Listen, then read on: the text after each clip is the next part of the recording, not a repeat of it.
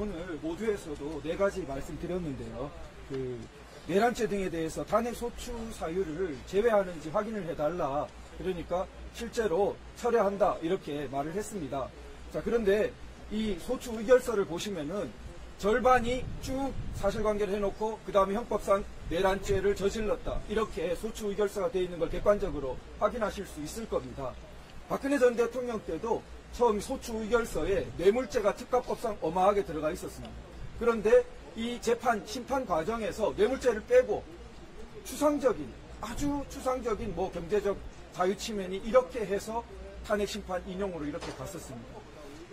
소추 의결을 할 때는 내란죄라든지 특가법상 뇌물죄라든지 이렇게 큰 어마무시한 이렇게 범죄로 일종의 격동시키는 그러한 소추를 하고 그 다음에 탄핵 심판에 와서는 그것이 사실상 꼼꼼하게 유지되기 어려우니까 굉장히 추상적인 헌법 원리 위반으로 인용을 구하고자 한다면은 우리나라의 탄핵 심판은 정상적으로 이렇게 작동되기가 어렵다고 할 것입니다. 특히 이 탄핵 심판 제도가 가진 대통령 탄핵 심판이 가진 정말 무거운 의미, 미국의 예를 보더라도 를 생각할 때 이번 탄핵 심판에서는 정말 그 기준을 잘 세워야 되는데 박근혜 전 대통령 때 이루어졌던 그러한 소송 지휘가 문제가 많았는데 다시 한번 그런 부분이 반복되지 않아야 하겠고요.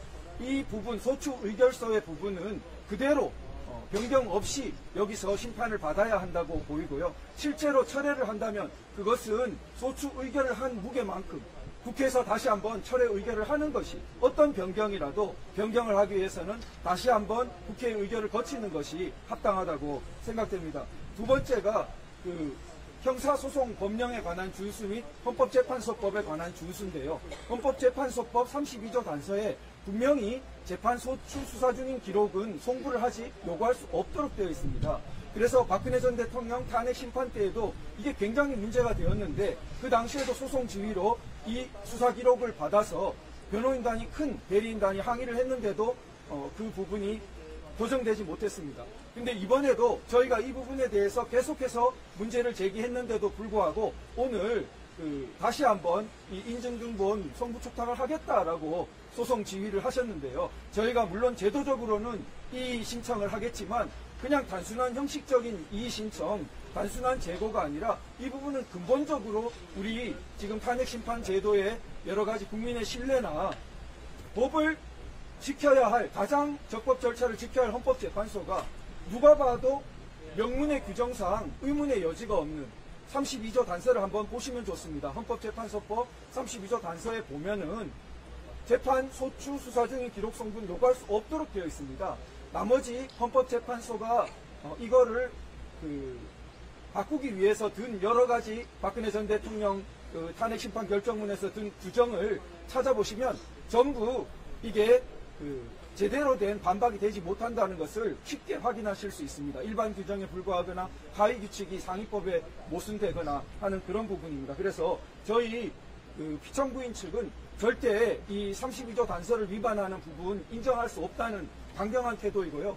그리고 증거법칙, 전문 진술에 대해서 증거법칙을 완화해서 일반 형사재판에서도 전문 진술에 대해서 다른 사람이 이렇게 일방적으로 말한 그런 딴 사람 이야기를 말한 전문 진술 부분에 대해서 엄격한 증거 능력을 따져서 증거로 쓸 수 있는데 한 나라의 국민 전체가 뽑은 국민 전체가 유일하게 대의제 기관으로 뽑은 대통령을 파면밖에 효과가 없는 결정을 하면서 과연 판사라는 탄핵을 하면 그렇게 하겠는가 우리가 물어봐야 된다고 생각합니다.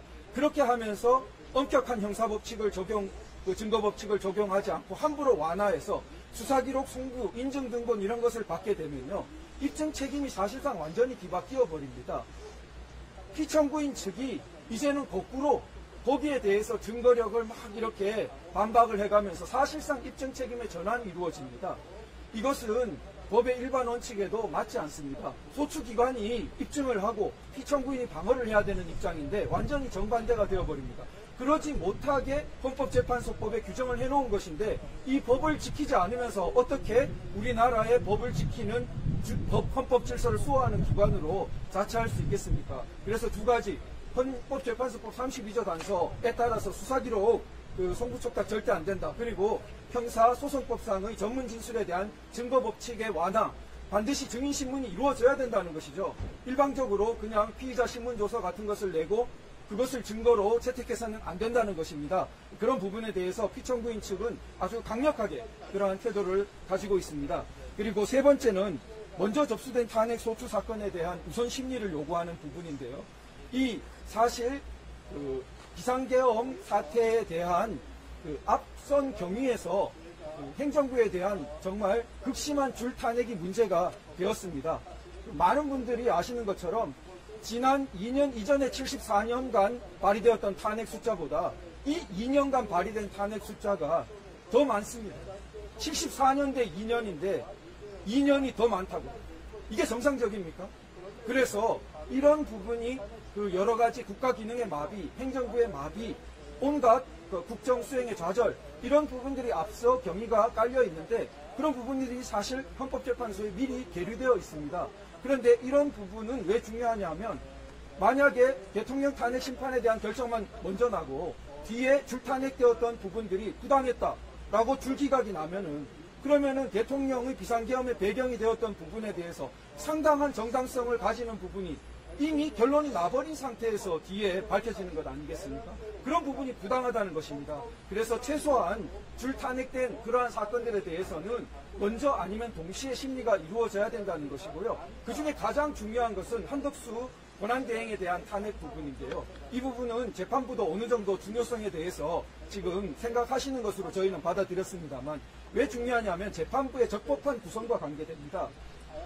그 권한대행에 대한 탄핵은 주석헌법재판소법을 보더라도 그 원래 권한자, 그러니까 지금 대통령 권한대행이기 때문에 200석, 3분의 2가 필요했는데 3분의 1을 못 채우는 상태에서 원천 무효적인 가결 선포를 해버렸습니다. 의결 정족수가 안 되는데 국회의장이 원천 무효적인 가결 선포를 해버린 것입니다. 그렇게 직무정지가 된 상태에서 대행의 대행이 헌법재판관을 임명했습니다. 그러면은 원천 무효, 직무정지가 원천 무효라면 대행의 대행이 재판관을 임명한 행위가 무효입니다. 그렇다면 그러한 재판관이 재판부를 구성한 것은 나중에 재심 사유가 될 만큼 크나큰 흠결을 가지게 됩니다. 따라서 이처럼 재판부 구성에서 적법성에 큰 위험과 의문이 있는 상태에서 이 부분을 해소하지 않고 본 재판으로 막 치달아가는 것은 옳지 않다. 그래서 그런 부분에 대해서는 반드시 선행하는 심리와 변론이 있어야 된다는 부분이고요. 마지막입니다. 마지막은 그 헌법재판소에 피청구인에 대한 체포영장 효력정지 가처분 신청이 심리가 들어갔다고 언론 보도도 나 있습니다.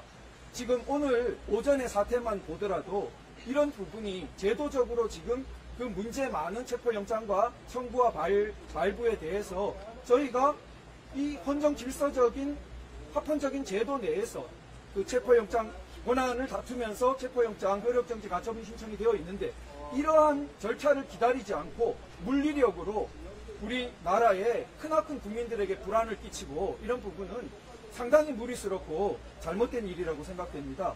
그리고 헌법재판소는 이 부분, 제도적으로 제기되어 있는 부분을 조속히 심리해서 이런 큰 우리 다시 한번 물리력으로 또 관저에 막 난리가 나는 그러한 그 부분을 저지해야겠고요. 그걸 제도적으로 좀 막아주셔야겠고요.